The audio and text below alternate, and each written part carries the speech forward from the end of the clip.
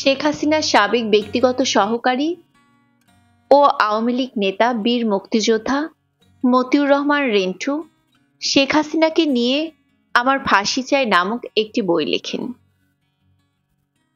পরবর্তীতে শেখ হাসিনা সরকার বইটি নিষিদ্ধ ঘোষণা করেন এবং রেন্টু সহ তার পরিবারকে অবাঞ্ছিত ঘোষণা করেন।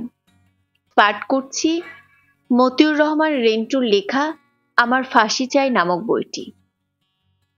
আজ 10ম পর্ব।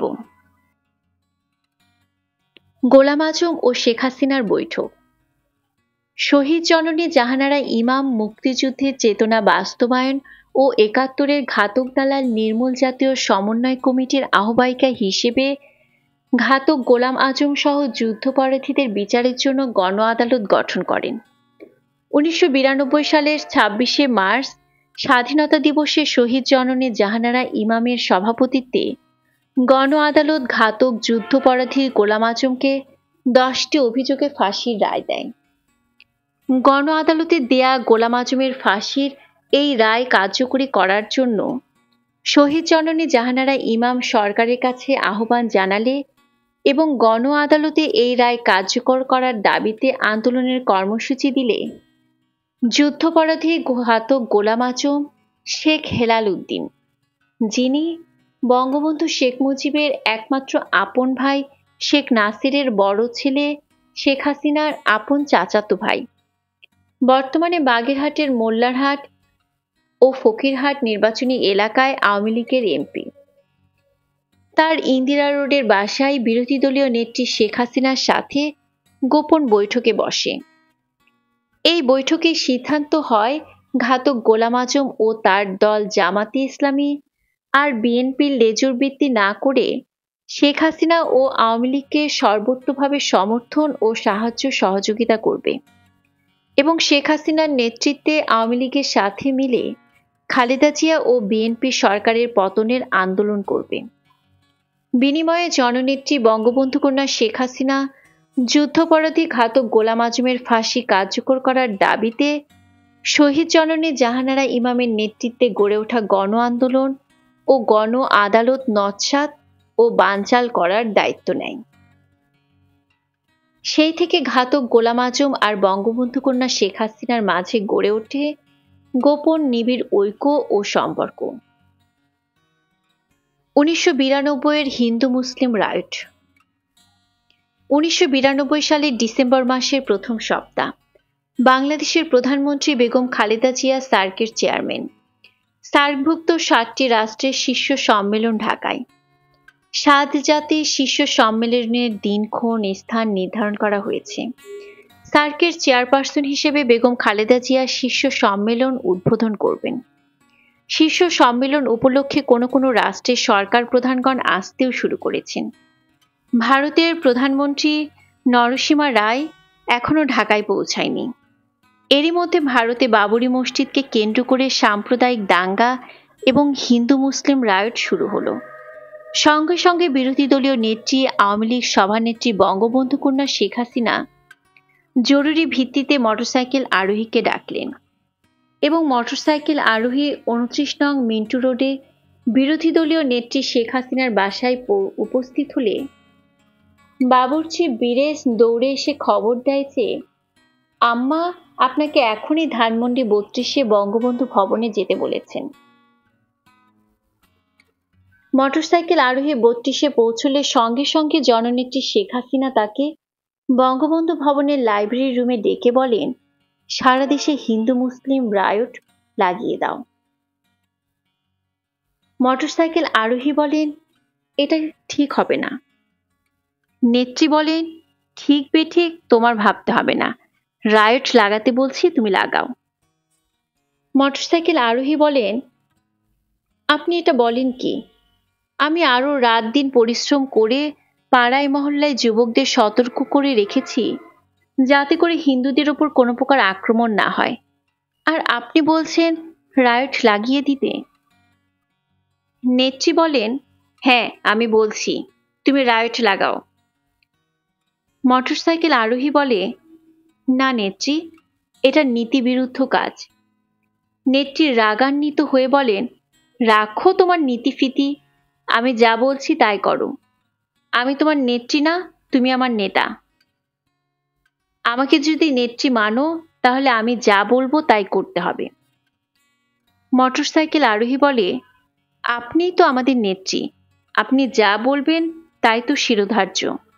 তবে হিন্দুদের ওপর আক্রমণ করলে হিন্দুরা আর এদেশে থাকবে না, সবাই চলে যাবে।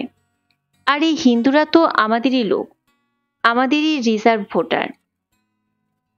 নেত্রী বলেন, রাখো, যাবে কোথায়?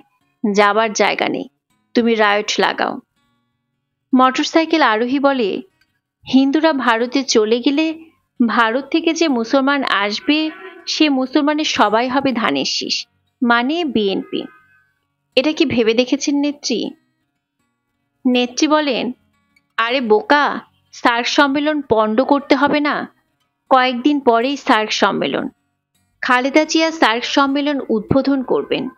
ইন্ডিয়ার প্রাইম মিনিস্টার নরসিমা রাও এখনো আসে নাই। এই সুযোগ, এখনই রাইট লাগিয়ে দিলে সার্ক সম্মেলন পণ্ড হয়ে যাবে। তাছাড়া জাহানারা ইমাম যেভাবে জনপ্রিয় হয়ে উঠছে তাকেও তো সাইজ করতে হবে। জাহানারা ইমাম আমার নেতৃত্বের প্রতি হুমকি। যেভাবে সে দিনকে দিন মুক্তিযুদ্ধের ধারক বাহক হয়ে যাচ্ছে তা ভয়ের ব্যাপার হয়ে দাঁড়িয়েছে। তাকে আর ছাড় দেয়া যায় না। এই সুযোগে জাহানারা ইমামকে জনগণ থেকে বিচ্ছিন্ন করে ফেলতে হবে। এক ঢিলে দুই পাখি। সার্ক সম্মেলন পণ্ড, জাহানারা ইমাম সাইজ। তুমি রায়ট লাগাও, হিন্দুদের ওপর হামলা করো। এদেশের সকল হিন্দুরাই এখন জাহানারা ইমামের পেছনে চলে গেছে।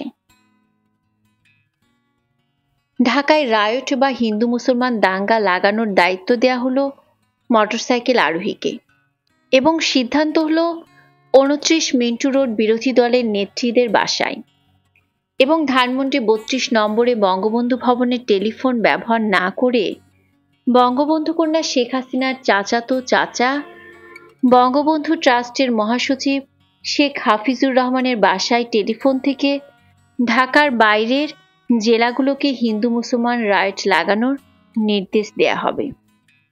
খালেদা জিয়া সরকার যাতে বঙ্গবন্ধু কন্যা শেখ হাসিনা কর্তৃক রায়ট লাগানোর পরিকল্পনা টের না পায়, সেই জন্য এই সতর্কতা। বিরোধী দলীয় নেত্রী বঙ্গবন্ধু কন্যা শেখ হাসিনার পরিকল্পনা ও সিদ্ধান্ত অনুযায়ী দ্রুত গতিতে হিন্দু মুসলমান রায়ট লাগানোর জন্য সারা ঢাকা শহরের সকল গুন্ডা, বদমাইশ এবং সন্ত্রাসীর হাতে নগদ 5 লক্ষ টাকা তুলে দেয়া হলো। বঙ্গবন্ধু কন্যা শেখ হাসিনার কর্মসূচি বাস্তবায়িত করার জন্য প্রথমে যাওয়া হলো ঢাকা বিশ্ববিদ্যালয়ের জগন্নাথ হলের পূর্ব পাশে অবস্থিত শিববাড়ি মন্দিরে। সেখানে দেখা গেল লুটেরা আর সুযোগ সন্ধানীদের জটলা। এই জটলাকারী লুটেরা সুযোগ সন্ধানীদের হাতে সংগোপনে একাধিক 100 টাকার করকরে নোট গুজে দিয়েই বলা হলো, ভারতে মুসলমানদের খুন করা হচ্ছে, মুসলমান নারীদের ইজ্জত আর ধন সম্পদ লুট করে নেওয়া হচ্ছে, আর আমরা বাংলাদেশের মুসলমানরা চুপচাপ চেয়ে চেয়ে দেখছি, শুনছি। যান, শুরু করে দেন, লুট করে নেন। বলার সঙ্গে সঙ্গেই সুযোগ সন্ধানী লুটেরা হৈ হৈ করে মহা উৎসবে শিববাড়ি মন্দিরে লুটপাট শুরু করে দিল। সেখান থেকে চলে আসা হলো ঢাকেশ্বরী মন্দিরে। এখানে উৎসুক সুযোগ সন্ধানী লুটেরার জটলা। এখানেও নগদ টাকা আর একই কায়দায় বক্তৃতা এবং ঢাকেশ্বরী মন্দির লুট। এরপর এলো রামকৃষ্ণ মিশন। নগদ অর্থ আর বক্তৃতায় কাজ হলো। রামকৃষ্ণ মিশনের লুটপাট শুরু হলো। তারপর যাওয়া হলো পুরান ঢাকার তাঁতিবাজার, শাঁখারীপট্টি, বাংলা বাজার, মালকাটোলা, মিল ব্যারাক, গোসাইবাড়ি, নারিন্দা, টিকাটুলি, ইসলামপুর ইত্যাদি জায়গায়। কিন্তু না, এটা পুরনো ঢাকা, এখানে সবাই পরিচিত। এখানে বক্তৃতা করা যাবে না, এখানে শুধু টাকার ওপর দিয়ে কাজ চালিয়ে যেতে হবে। বিভিন্ন মাস্তান, সন্ত্রাসী, নেশাখোর গ্রুপকে প্রচুর টাকা দেয়া হলো। টাকায় কথা বলল। পুরাতন ঢাকায় হিন্দুদের দোকান, ব্যবসা প্রতিষ্ঠান, বাড়িঘর লুটপাট আরম্ভ হলো। ঘণ্টা ৩ থেকে ৪ পরে ধানমন্ডি ৩২ নম্বরে বঙ্গবন্ধু ভবনে বিরোধী দলীয় নেত্রী বঙ্গবন্ধু কন্যা শেখ হাসিনাকে সারা ঢাকা শহরে হিন্দু মুসলিম সাম্প্রদায়িক দাঙ্গা বা রায়ট লাগিয়ে দেওয়ার সকল সংবাদ দিলে তিনি বেজায় খুশিতে আপ্লুত হয়ে বলে ওঠেন, এই তো কাজের ছেলে, তুমি না হলে কি হয়? তাই তো আমি তোমাকে খুঁজি। সামনের নির্বাচনে তোমাকে আমি মুকসেদপুর থেকে এমপি বানাবো। সারা দেশে হিন্দু মুসলমান রায়ট শুরু হলো। ভারতের প্রধানমন্ত্রী নরসিমা রায়ও ঢাকা এলেন না। সার্ক সম্মেলন পণ্ড হলো। 10 ডিসেম্বর 1992 সাল, বৃহস্পতিবার। ঘাতক দালাল নির্মূল কমিটির নেত্রী শহীদ জননী জাহানারা ইমামের ডাকে গণ আন্দোলন কর্তৃক ঘোষিত যুদ্ধাপরাধী গোলাম আজমের ফাঁসির রায় কার্যকর করার দাবিতে মানববন্ধন কর্মসূচিতে হিন্দু সম্প্রদায় যোগদান করল না। মাত্র কয়েকদিন আগে ঘটে যাওয়া হিন্দু মুসলমান রায়টের কারণে যুদ্ধাপরাধী ঘাতক গোলাম আজমের ফাঁসির দাবিতে মানববন্ধন কর্মসূচিতে হিন্দু সম্প্রদায় যোগদান করবে না, এটা প্রায় নিশ্চিত ছিল। আর সেই কারণে ঘাতক দালাল নির্মূল ও মুক্তিযুদ্ধের চেতনা বাস্তবায়ন কমিটির নেত্রী শহীদ জননী জাহানারা ইমাম আগে থেকে আমরা যারা মুক্তিযোদ্ধা আমাদের সাথে ঘনিষ্ঠ যোগাযোগ করে বন্ধু বান্ধব পরিবার পরিজন নিয়ে 10 ডিসেম্বরের মানববন্ধন কর্মসূচিতে যোগদান করার আহ্বান জানান। একজন মুক্তিযোদ্ধা হিসেবে শহীদ জননীর আহ্বানে সাড়া না দিয়ে পারিনি। তাছাড়া হিন্দু মুসলমান সাম্প্রদায়িক দাঙ্গা সৃষ্টি আমাকে মর্মে মর্মে আঘাত করছিল। এজন্যই বঙ্গবন্ধু কন্যা শেখ হাসিনাকে না জানিয়ে আমার একমাত্র শিশুকন্যা স্বর্ণলতা ও প্রিয়তমা স্ত্রী ময়নাকে সঙ্গে নিয়ে মানববন্ধন কর্মসূচিতে অংশগ্রহণ করি। মানববন্ধন কর্মসূচির পরের দিন 11 ডিসেম্বর 1992 সাল, শুক্রবার দৈনিক ভোরের কাগজ ও দৈনিক আজকের কাগজের প্রথম পাতায় বড় করে আমাদের মানে আমি, আমার কন্যা এবং আমার স্ত্রীর ছবি ছেপে লিড নিউজ করে। ভোরের কাগজ ও আজকের কাগজের এই ছবি দেখে জননেত্রী বঙ্গবন্ধু কন্যা শেখ হাসিনা ভীষণ রেগে যান এবং টেলিফোনের মাধ্যমে আমাকে জরুরি তলব করেন। সকাল 10টা নাগাদ 29 মিন্টু রোডে বিরোধী দলীয় নেত্রী শেখ হাসিনার বাসভবনে পৌঁছে কাঠের সিঁড়ি দিয়ে দোতলায় বেলকনিতে উঠে দেখি বঙ্গবন্ধু কন্যা গম্ভীর হয়ে বেতের চেয়ারে বসে আছেন। আমাকে দেখে ভোরের কাগজ ও আজকের কাগজ পত্রিকা দুটি আমার দিকে ছুঁড়ে মেরে উত্তেজিত হয়ে বললেন, এই তোমাদের বিশ্বাস? মুখে এক কথা আর কাজে আর এক। পত্রিকা দুটি হাতে নিলাম এবং এই প্রথম সপরিবারে পত্রিকায় নিজেদের ছবি দেখে বুঝে ফেললাম ঘটনাটা অনেক খারাপ। আজ কপালে অনেক খারাপই আছে।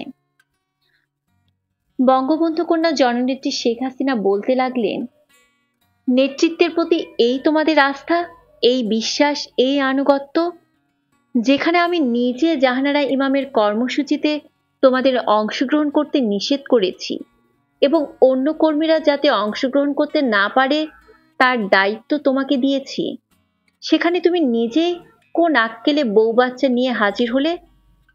একদিকে থাকো, জাহানারা পছন্দ হয় জাহানারা ইমামকেই নিয়ে থাকো, আমার দিকে আর এসো না। আমি চুপ করে ভাবছি এখন কি বলা যায়। মাথায় একটা বুদ্ধি এলো। ধীরে ধীরে বললাম, নেত্রী, আমি কিছু বলতে চাই। তুমি আবার কি বলবা? তোমার আবার কি বলার আছে, বলো। নেত্রী, আমরা তো আসলে মেয়ের জুতা কেনার জন্য এলিফ্যান্ট রোড যাচ্ছিলাম, কিন্তু আপনার নির্দেশ পালন করার জন্য একটু আগে ভাগেই বেরিয়েছিলাম এবং প্রেস ক্লাবে এসে অন্তত 300 কর্মীকে কানে কানে জাহানারা ইমামের এই কর্মসূচিতে যোগ না দেওয়ার আপনার নির্দেশ জানিয়ে বিদায় করেছি। কিন্তু ফটো সাংবাদিকের খপ্পর থেকে বাঁচতে পারলাম না। তারা নাছোড়বান্দা, ফটো না তুললে ছাড়লই না। আসলে এটা মানববন্ধন কর্মসূচির ফটো না, কৃত্রিমভাবে তোলা এই ছবি। মাত্র কয়েকদিন আগে রায়ট হয়ে গেল মৌলবাদীরা সক্রিয়। দেশের এই উত্তপ্ত পরিস্থিতিতে আমি বউ বাচ্চা নিয়ে জাহানারা ইমামের মানববন্ধন কর্মসূচিতে যাব? আমার কি মাথা খারাপ হয়েছে? আমরা শুধু আপনার নির্দেশ পালন করার জন্যই এই ঝুঁকি নিয়ে সেখানে গিয়েছি। তোমরা তো এই রকমই কাজ করবা, হিতে বিপরীত করবা। তোমাদের নিয়ে যদি একটুও নিশ্চিন্ত থাকা যায়। বোঝো এবার ঠেলা। সবাই পত্রিকার ছবিতে দেখবে শেখ হাসিনার নিজস্ব লোকে জাহানারা ইমামের কর্মসূচিতে। এখন আর কাকে নিষেধ করবা না যাওয়ার জন্য? তোমাদের নিয়ে আমার যত জ্বালা।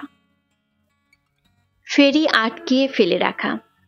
জননেত্রী বঙ্গবন্ধু কন্যা শেখ হাসিনা তার সরকারি বাসভবন 29 মিন্টু রোডে দুপুরে খাওয়া খেতে খেতে বললেন, বেশ কিছুদিন হলো টুঙ্গিপাড়া যায় না, চলো আগামীকাল টুঙ্গিপাড়ায় যাই। IWTA কে বিশেষ ফেরি রাখার নির্দেশ দিয়ে দাও। নেত্রীর কাছে জানতে চাওয়া হলো কোন পথে যাওয়া হবে, আরিচা দিয়ে না মাওয়া দিয়ে। বঙ্গবন্ধু কন্যা বললেন, আরিচা দিয়ে অনেক ঘোরা হয়, অনেক দেরিও হয়, আর মাওয়া দিয়ে পথ কম, সময়ও কম লাগে, মাওয়া দিয়ে যাব। মাওয়ার 3 ঘাটে 3টে স্পেশাল ফেরি রাখার নির্দেশ IWTA কে দিয়ে দাও।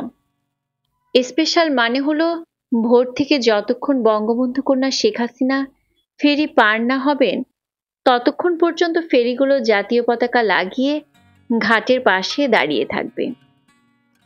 এই স্পেশাল হয়ে থাকা ফেরিগুলোতে কোনো যানবাহন এবং মানুষ পার করা হবে না যতক্ষণ পর্যন্ত বিরোধী দলীয় নেত্রী শেখ হাসিনা পার না হবেন। ফলে প্রচণ্ড যানজট ও নদী পারাপারের মানুষ জট হবে। ঘন্টার পর ঘন্টা, এমনকি সারা দিন পর্যন্ত মানুষ এবং যানবাহন ফেরিতে নদী পারাপারের জন্য ঘাটে বসে থাকবে। জনসাধারণের এই সীমাহীন দুর্ভোগের কথা ভেবেই বঙ্গবন্ধু কন্যা শেখ হাসিনাকে বলা হলো, নেত্রী, মাওয়া রোডে 3টি ফেরি, বিশেষ করে ধলেশ্বরী নদীর 2 ঘাটে 2টি ফেরি স্পেশাল করে রেখে দিলে এই রাস্তায় প্রচণ্ড যানজট হবে, মানুষের সীমাহীন দুর্ভোগ হবে। তার চেয়ে আরিচা দিয়ে একটি ফেরি পার হতে হয়, আমরা আরিচা দিয়েই যাই। উত্তরে বঙ্গবন্ধু কন্যা শেখ হাসিনা বললেন, যানজট হবে, দুর্ভোগ হবে, তাই বলে কি আমি পথ চলা ছেড়ে দেব? আমি মাওয়া দিয়ে যাব। তুমি IWTA কে 3টি ফেরি স্পেশাল করার নির্দেশ দাও। যে কথা সেই কাজ। টেলিফোনে IWTA কে মাওয়া ঘাটে 3টি ফেরি স্পেশাল করার নির্দেশ দেওয়া হলো।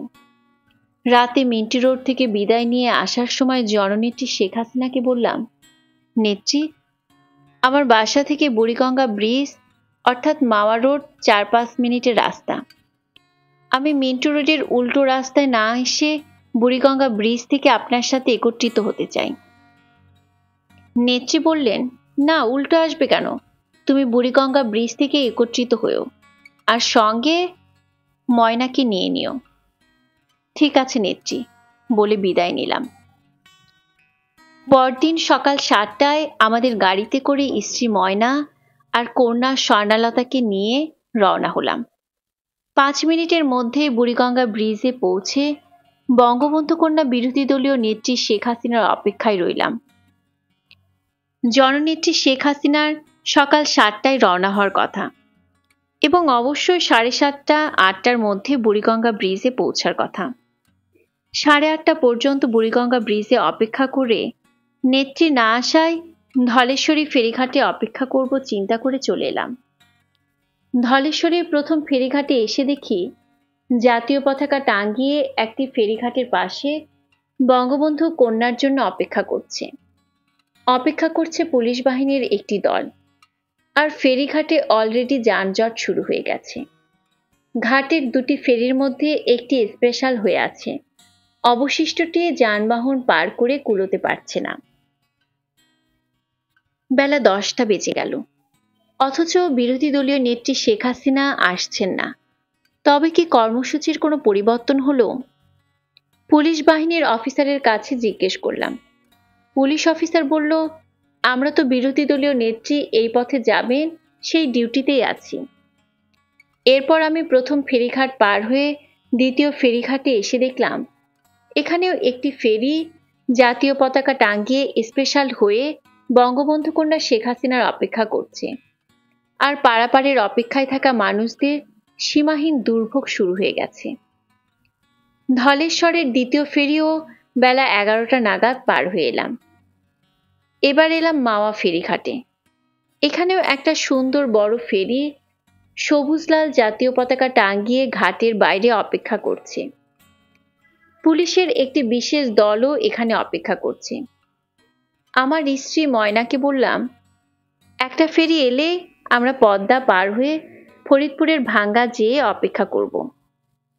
কারণ বলা তো যায় না, বঙ্গবন্ধু কন্যা শেখ হাসিনা আরিচা দিয়ে চলে যেতে পারেন।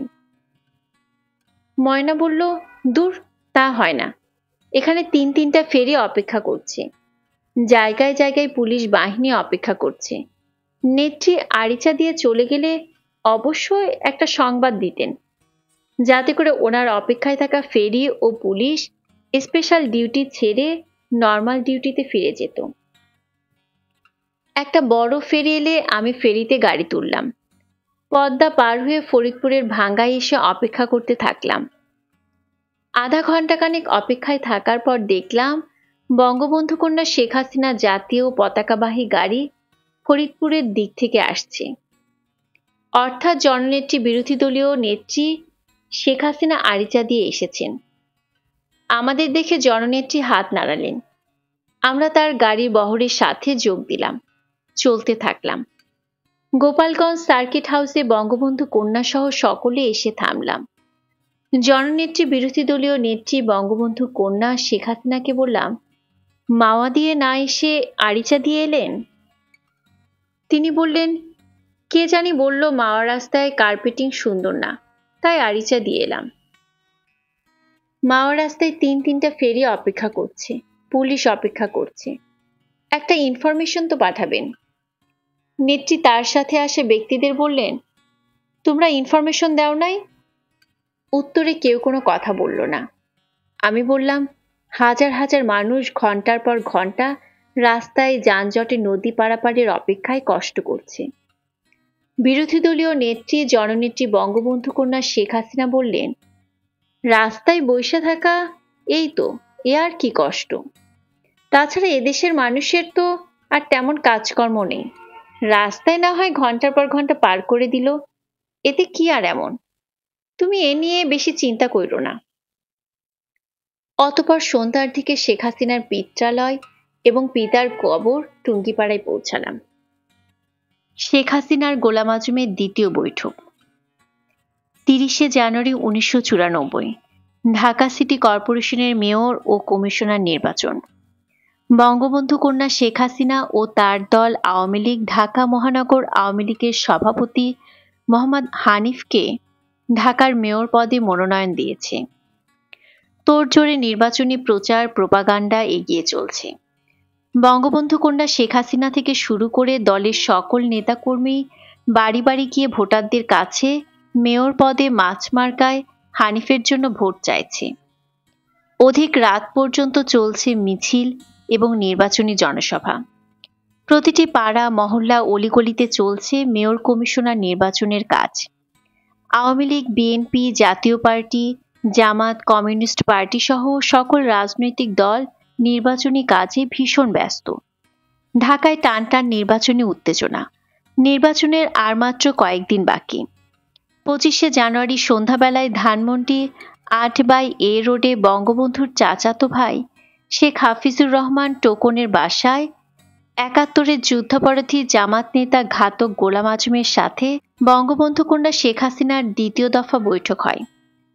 এই বৈঠকে ঘাতক গোলাম আজম মেয়র নির্বাচনে বিএনপি প্রার্থীকে সমর্থন না দেওয়ার আশ্বাস দিলে শেখ হাসিনাও রাজনীতিতে জামাতকে আক্রমণ না করার আশ্বাস দেন। নির্বাচন বাতিলের দাবি। 30শে জানুয়ারি 1994, ঢাকায় প্রথমবারের মতো সরাসরি জনগণের ভোটে মেয়র নির্বাচন চলছে। সকাল 8টা থেকে বিরতিহীনভাবে বিকেল 4টা পর্যন্ত একটানা ভোট গ্রহণ করা হবে। গতরাতে জননেত্রী শেখ হাসিনা নির্দেশ দিয়েছেন 30শে জানুয়ারি সকাল 6টায় 29 মিন্টু রোডে তার বাসায় হাজির হওয়ার জন্য। নির্দেশ মোতাবেক নেত্রীর বাসায় সকাল 6:45 হাজির হয়েছি। বঙ্গবন্ধু কন্যা ঘুম থেকে উঠলেন, একসঙ্গে নাস্তা করলেন। তারপর সকাল 7:45 তার লাল রঙের নিশান পেট্রোল জিপ গাড়িতে করে আমাদের সঙ্গে নিয়ে বেরিয়ে পড়লেন। বঙ্গবন্ধু কন্যা প্রথমে গেলেন শেরেবাংলা নগরের রাজধানী হাই স্কুলে, তারপরে গেলেন ধানমন্ডি বয়েজ হাই স্কুলে, এরপর গেলেন ধানমন্ডি 32 নম্বরে তার পিতার বাড়ি বঙ্গবন্ধু ভবনে। সেখানে কিছুক্ষণ অপেক্ষা করে চা খেয়ে নিজের ভোটার স্লিপ নিয়ে চলে এলেন সিটি কলেজে ভোট দিতে। সিটি কলেজে ভোট দেওয়া শেষ করে আরও কিছু ভোট কেন্দ্র ঘুরে বেলা 11টা নাগাদ ফিরে এলেন 29 মিন্টু রোডে তার সরকারি বাসভবনে। জননেত্রী শেখ হাসিনা মিন্টু রোডের বাসভবনে ফিরে আসার 10 থেকে 15 মিনিটের মধ্যে এসে উপস্থিত হলেন লীগের যুগ্ম সম্পাদক নওগাঁর আব্দুল জলিল। সভানেত্রী শেখ হাসিনাকে আব্দুল জলিল বললেন, নেত্রী, আমাদের অবস্থা ভালো না, আমরা নির্বাচনে জিততে পারবো না, আমাদের লোকদের ভোট কেন্দ্র থেকে বের করে দিচ্ছে। আপনাকে তো আগেই বলেছি, আওয়ামী লীগ হলো হরতাল আর আন্দোলনের দল, নির্বাচনের দল না। আপনি খামোখা নির্বাচনে যান। আব্দুল জলিলের কথা শেষ না হতে এসে হাজির হলেন আওয়ামী লীগের সাধারণ সম্পাদক জিল্লুর রহমান। জিল্লুর রহমানের পেছনে পেছনে এলেন প্রেসিডিয়াম সদস্য আব্দুর রাজ্জাক সহ অন্যান্য নেতৃবৃন্দ। একমাত্র আব্দুল রাজ্জাক ছাড়া সকল নেত্রীদেরই এক কথা, মেয়র নির্বাচনে ব্যাপক কারচুপি হচ্ছে, আমাদের কর্মীদের ভোট কেন্দ্র থেকে বের করে দিচ্ছে, নির্বাচন বাতিলের দাবি করা হোক, আন্দোলন করা হোক, ইত্যাদি ইত্যাদি। প্রেসিডিয়াম সদস্য আব্দুর রাজ্জাক বললেন, নির্বাচনে কারচুপি হচ্ছে, আমাদের কর্মীদের বের করে দেয়া হচ্ছে। এটা কি আপনারা কেউ ভোট কেন্দ্রে গিয়ে দেখেছেন? নেতারা কেউ কোনো উত্তর দিলেন না, কোনো কথাও কেউ বললেন না, সবাই চুপ। জননেত্রী বঙ্গবন্ধু কন্যা শেখ হাসিনা বললেন, এটা আবার ভোট কেন্দ্রে গিয়ে দেখতে হয় নাকি? ওরা তো ভোট চুরি করবেই, এখন না করলে একটু পরে করবে। কাজে আমাদের নির্বাচন বাতিলের দাবি করতে হবে এবং এই ইস্যু নিয়ে বিএনপি সরকার পতন আন্দোলন করতে হবে, খালেদা জিয়া সরকারের পতন ঘটাতে হবে। সঙ্গে সঙ্গে টেলিফোন সেট দিয়ে বঙ্গবন্ধু কন্যা শেখ হাসিনা স্বয়ং প্রধান নির্বাচন কমিশনারকে ফোন করলেন। প্রধান নির্বাচন কমিশনারকে না পেয়ে অন্য একজন নির্বাচন কমিশনারকে নির্বাচন বাতিল করার কথা বললে নির্বাচন কমিশনার বিস্ময়ের সাথে বললেন, ম্যাডাম, নির্বাচন বাতিল করা তো দূরের কথা, কোনো ভোট কেন্দ্রের নির্বাচন স্থগিত করার মতো কোনো ইনফরমেশন এখন পর্যন্ত আমাদের কাছে আসেনি। জবাবে জননেত্রী শেখ হাসিনা বললেন, আমার কাছে ইনফরমেশন আছে নির্বাচনে কারচুপি হচ্ছে, আমি বলছি নির্বাচন বাতিল করেন। নির্বাচন কমিশনার বললেন, ম্যাডাম, আপনি কাইন্ডলি বলেন কোন কেন্দ্রে কারচুপি হচ্ছে, আমরা অবশ্যই তার ব্যবস্থা নেব। বঙ্গবন্ধু কন্যা শেখ হাসিনা বললেন, চিফ ইলেকশন কমিশনারকে বলবেন আমাকে ফোন করতে, বলে ফোন রেখে দিলেন। এরপর প্রায় প্রতি ঘন্টায় ঘন্টায় নির্বাচন কমিশনের নির্বাচন বাতিল করার দাবি জানিয়ে ফোন করা শুরু হলো। বিকেল 4টা নাগাদ একবার প্রধান নির্বাচন কমিশনার জননেত্রী শেখ হাসিনার নির্বাচন বাতিলের দাবির জবাবে বললেন, ম্যাডাম, আমি ইতিমধ্যে প্রয়োজনীয় ব্যবস্থা নিয়েছি।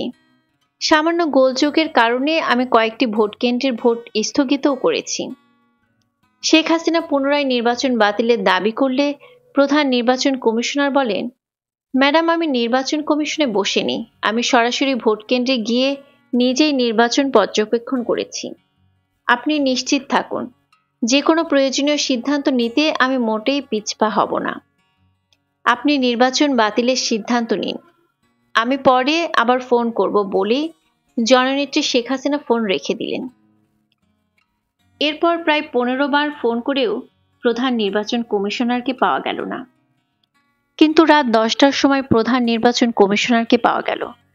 প্রধান নির্বাচন কমিশনার ফোন ধরতে বঙ্গবন্ধু কন্যা শেখ হাসিনা উচ্চস্বরে বললেন, কি হলো, নির্বাচন বাতিলের ঘোষণা দিলেন না? প্রধান নির্বাচন কমিশনার বললেন, ম্যাডাম, আমাদের কাছে যে ফলাফল এসেছে তাতে মেয়র পদে মাছ মার্কায় মোহাম্মদ হানিফ বিপুল ভোটে এগিয়ে রয়েছে। এখন আমরা কি নির্বাচন বাতিল ঘোষণা করব? শেখ হাসিনা বললেন, জি জি, কি বললেন? হ্যাঁ ম্যাডাম, এখন পর্যন্ত প্রাপ্ত ফলাফল অনুযায়ী মেয়র পদে মাছ মার্কায় মোহাম্মদ হানিফ বিপুল ভোটে এগিয়ে রয়েছে এবং মোহাম্মদ হানিফের মেয়র হওয়া প্রায় নিশ্চিত। আমরা কি এই নির্বাচনী ফলাফল বাতিল করব? তাই নাকি? না না, বাতিল করবেন কেন? আপনি খেয়াল রাখবেন যাতে এই ফলাফল উল্টে না যায়। আমি পরে আবার আপনার সাথে যোগাযোগ করব। এরপর জননেত্রী Sheikh Hasina table telephone set বন্ধ করে উপস্থিত সকলকে উদ্দেশ্য করে বললেন, শুনলেন তো, হানিফ নাকি মেয়র হয়ে যাচ্ছে। এখন তো আমাদের নির্বাচন বাতিলের দাবি করা ঠিক হবে না, কি বলেন? জিল্লুর রহমান বললেন, দেখেন এইটা আবার কোন চাল? আব্দুর রাজ্জাক বললেন, নেত্রী নির্বাচন কমিশনে আমার এক ঘনিষ্ঠ লোক আছে, আমি তার কাছে যেয়ে সঠিক খবর নিয়ে আসি। সভানেত্রী শেখ হাসিনা বললেন, তাই যান, আপনারা সকলেই যান, যার যেখানে লোক আছে সেখান থেকে সঠিক খবরটা সংগ্রহ করেন। রাত তখন 12টা, সবাই চলে গেল। একমাত্র আব্দুর রাজ্জাক ছাড়া আর কোনো নেতাই রাতে আর ফিরে এলেন না। রাত 1:30টার দিকে আব্দুল রাজ্জাক মিন্টু রোডে এসে বললেন, সভানেত্রী কোথায়? হানিফ তো মেয়র হয়ে গেছে। নির্বাচন কমিশন দেশি বিদেশি সমস্ত নিউজ মিডিয়াতে হানিফের মেয়র হওয়ার ফলাফল পাঠিয়ে দিয়েছে। এখন হানিফ বেসরকারিভাবে ঢাকার মেয়র। সভানেত্রীকে সংবাদটা দিতে হয়। আপনি বসেন বলে উপরে গেলাম। সভানেত্রী শেখ হাসিনা ডিশ অ্যান্টেনায় হিন্দি ফিল্ম দেখছে। তাকে আব্দুর রাজ্জাকের আসার সংবাদ এবং হানিফের বেসরকারিভাবে মেয়র হওয়ার সংবাদ দিলে তিনি বলেন, হানিফের কপাল ভালো। আব্দুর রাজ্জাক দেখা করতে চায় জানালে শেখ হাসিনা বলেন, দূর, ছবিটা জমে উঠেছে, এই সময় দেখা টাকা হবে না, তুমি বলে দাও আমি ঘুমিয়ে পড়েছি। তথাস্থ নেত্রী বলে নিচে এসে আব্দুর রাজ্জাককে বলা হলো, আপনি চলে যান, নেত্রী ঘুমিয়ে পড়েছেন, আজ আর উঠবেন না। আব্দুর রাজ্জাক চলে গেলে এরপর ফোন এলো প্রেসিডিয়াম সদস্য আব্দুস সামাদ আজাদের। সভানেত্রীকে সামাদ আজাদের ফোনের কথা বলা হলে তিনি ওই একই কথা বলেন, দূর, সিনেমাটা জমে উঠেছে, বলে দাও ঘুমিয়ে গেছি। এরপর থেকে যেই ফোন করুক বলে দেবে ঘুমিয়ে গেছি। এরপর থেকে বিরোধী দলীয় নেত্রী শেখ হাসিনা যে রুমে বসে ডিশ অ্যান্টেনায় হিন্দি ফিল্ম দেখছেন, সেই রুম থেকে হ্যান্ডসেট নিয়ে যেই ফোন করছে তাকেই বলে দেওয়া হচ্ছে নেত্রী ঘুমাচ্ছেন। এই নিয়ে আবার জননেত্রী শেখ হাসিনা এবং উপস্থিত হিন্দি ফিল্ম দর্শকদের মাঝে হাসাহাসির রোল পড়ে গেল। শেখ হাসিনা এবং হানিফ। পরদিন বিকেলবেলা বঙ্গবন্ধু কন্যা জননেত্রী শেখ হাসিনা বললেন, কিরে, এত লোক আসে যায়, এত ফুলের তোড়া, ফুলের মালা, কিন্তু হানিফকে দেখছি না। এখন পর্যন্ত হানিফ একটা ফোনও করলো না, ব্যাপারটা কি? ঠিক আছে তো না ভাইগা টাইগা গেল? এই মেয়র হওয়ার লোভে কিন্তু হানিফ স্বৈরাচারী জেনারেল এরশাদের জাতীয় পার্টিতে যোগ দিয়েছিল। এরশাদের কাছে চান্স না পেয়ে হানিফ মেয়র হওয়ার জন্য আবার আমার কাছে ফিরে এসেছে। আমি 1,37,00,000 টাকা খরচ করে হানিফকে মেয়র করেছি। তাড়াতাড়ি খোঁজ খবর নাও, ফোন করো এবং একজন হানিফের বাড়ি গিয়ে দেখে আসো ব্যাপার কি। সদ্য নির্বাচিত মেয়র মোহাম্মদ হানিফের বাসায় ফোন করে বলা হলো, জননেত্রী বিরোধী দলীয় নেত্রী বঙ্গবন্ধু কন্যা শেখ হাসিনা হানিফ ভাইয়ের সঙ্গে কথা বলবেন। জবাবে মিসেস হানিফ বললেন, তিনি অসুস্থ, এখন কথা বলতে পারবেন না। সভানেত্রী শেখ হাসিনাকে এই কথা বলার সাথে সাথে তিনি বললেন, শীঘ্রই হানিফের বাসায় যাও, দেখো গিয়ে ঘটনা খারাপ। তখন সন্ধ্যা হয়ে আসছে। মেয়র হানিফের বাড়ি ছুটে যাওয়া হলো। মেয়র হানিফ তখন 10-12 জন লোকের সঙ্গে বসে কথা বলছেন। শোনা গেল, বিকেলে লালবাগের বিএনপির পরাজিত কমিশনার প্রার্থী আব্দুল আজিজ গুলি করে 7 জন লোককে হত্যা করেছে। জননেত্রী শেখ হাসিনা কথা বলতে চেয়েছেন বলায় মেয়র হানিফ বললেন, নেত্রীকে আমার সালাম দিও, বলো আমার শরীরটা খুব খারাপ, আমি কথা বলতে পারছি না। শুধু লালবাগের খুনের জন্য আমি ওনাদের সাথে কথা বলছি।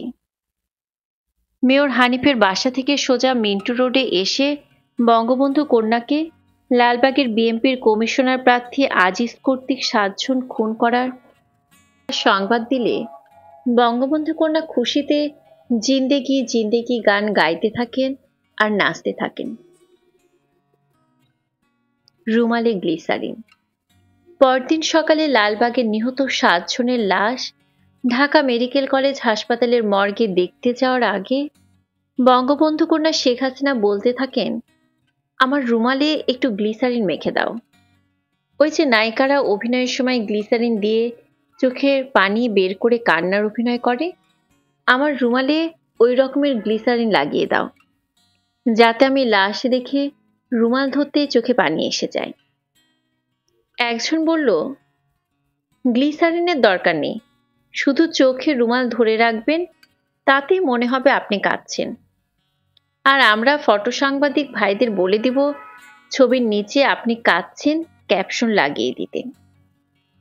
হাসপাতালের মর্গে নিহত 7 জনের লাশ দেখে বঙ্গবন্ধু কন্যা শেখ হাসিনা চোখে রুমাল ধরলেই সঙ্গে সঙ্গে ফটো সাংবাদিকগণ অসংখ্য ছবি তুলল। ছবি তোলা শেষে বঙ্গবন্ধু কন্যা গাড়িতে উঠলেন, গাড়ি চলতে শুরু করলো। তখনও বঙ্গবন্ধু কন্যা শেখ হাসিনার চোখে রুমাল। গাড়ির চালক ড্রাইভার জালাল বলল, আপা এখন রুমাল নামান, ফটো সাংবাদিক নেই। গাড়ির সকল আরোহী হেসে উঠল। জননেত্রী শেখ হাসিনা বললেন, ঠিক মতো দেখছো তো, কোনো ফটো সাংবাদিক নেই? না, নেই। তাহলে আমি এবার রুমাল নামাই। আজ আমি বেশি খাবো। 29 নং মিন্টু রোডের বাসায় এসে বঙ্গবন্ধু কন্যা শেখ হাসিনা বললেন, ময়না খাওয়া দাওয়া বেশি করে এনেছো তো? লাশ দেখে এসেছি, লাশ, আজ আমি বেশি করে খাবো। তারপর তিনি জিন্দেগি জিন্দেগি গাইতে গাইতে নাচতে লাগলেন। সত্যি সত্যি তিনি অস্বাভাবিক রকমের বেশি খেলেন। এমনিতেই তিনি বিভিন্ন আন্দোলন সংগ্রামে নিহতদের লাশ দেখে এসে স্বাভাবিকের চাইতে অনেক বেশি খেতেন, কিন্তু আজ খেলেন অস্বাভাবিকের চাইতেও অনেক বেশি। টাকার ভাগ দিতে হবে। টুঙ্গিপাড়ায় শেখ হাসিনার পিতা আওয়ামী লীগের জাতির পিতা বঙ্গবন্ধু শেখ মুজিবুর রহমানের কবরে গিয়ে মেয়র মোহাম্মদ হানিফের আনুষ্ঠানিক শপথ নেয়ার দিনক্ষণ চূড়ান্ত করা হলো। ঢাকা থেকে বঙ্গবন্ধু কন্যা বিরোধী দলীয় নেত্রী শেখ হাসিনা ঢাকার মেয়র মোহাম্মদ হানিফকে সঙ্গে নিয়ে টুঙ্গিপাড়ায় যাবেন এবং সেখানে বেসরকারিভাবে হানিফ মেয়র হিসেবে শপথ নেবেন।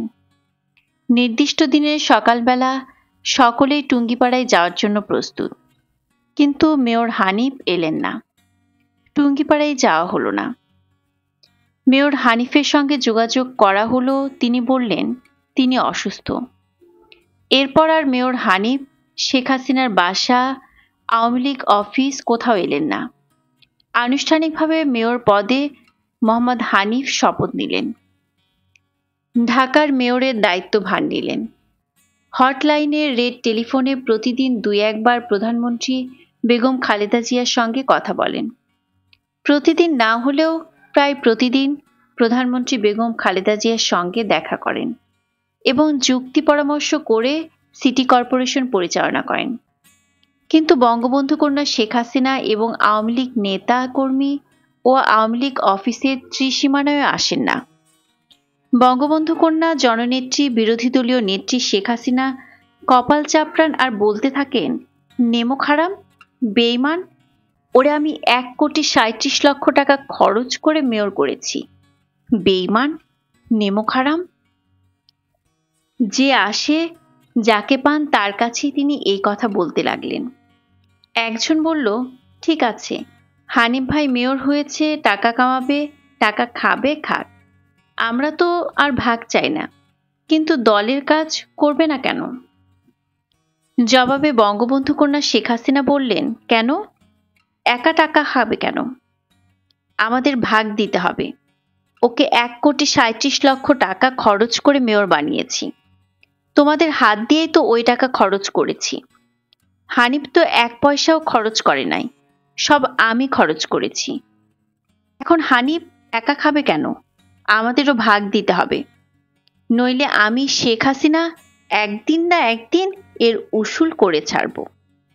বঙ্গবন্ধু কন্যা শেখ হাসিনা কথা বলবেন, কত শতবার ফোন করা হয়, মেয়র হানিফ ফোন ধরেন না। আসতে বলা হয়, দেখা করতে বলা হয়, হানিফ আসে না, দেখা করে না। লোক পাঠালে মেয়র হানিফ বলে, যা যা, যে জায়গায় আছিস সেই জায়গায় যা, ক্ষমতায় যাওয়া লাগবো না। যে পর্যন্ত আগাইছোস ওই বিরোধী দল পর্যন্তই থাক, আর ক্ষমতায় যাওয়া লাগবো না, আমি তোগে লগে নাই। জাহানারা ইমাম মরছে, আপদ গেছে। 1994 সালের 26 অথবা 27 জুন সন্ধ্যাবেলায় যুক্তরাষ্ট্র আওয়ামী লীগের সভাপতি টেলিফোন করে 26 জুন 1994 শহীদ জননী জাহানারা ইমামের মৃত্যু হয়েছে বলে সংবাদ দিলে জননেত্রী বঙ্গবন্ধু কন্যা শেখ হাসিনা আনন্দে নাচতে থাকেন আর বলতে থাকেন, মিষ্টি খাও মিষ্টি, আমার একটা প্রতিদ্বন্দ্বী দুনিয়া থেকে বিদায় হয়েছে, আল্লাহ বাঁচাইছে। নেত্রী হতে চেয়েছিল, আমার জায়গা দখল করতে চেয়েছিল। জাহানারা ইমাম মরছে, আপদ গেছে, বাঁচা গেছে। আমার জায়গা দখল করতে চেয়েছিল। তোমরা জানো না, ইন্ডিয়ান গোয়েন্দা এজেন্সির আমার পরিবর্তে জাহানারা ইমামকে নেতৃত্বে বসাতে চেয়েছিল। বেটি মরছে, মিষ্টি খাও, ফকিরকে পয়সা দাও।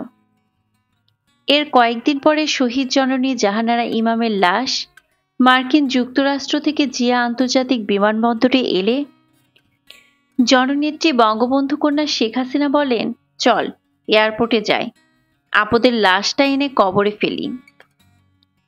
এরপর জননেত্রী শেখ হাসিনা তার লাল রঙের নিশান পেট্রোল জিপে করে বিমানবন্দরের উদ্দেশ্যে রওনা হলেন।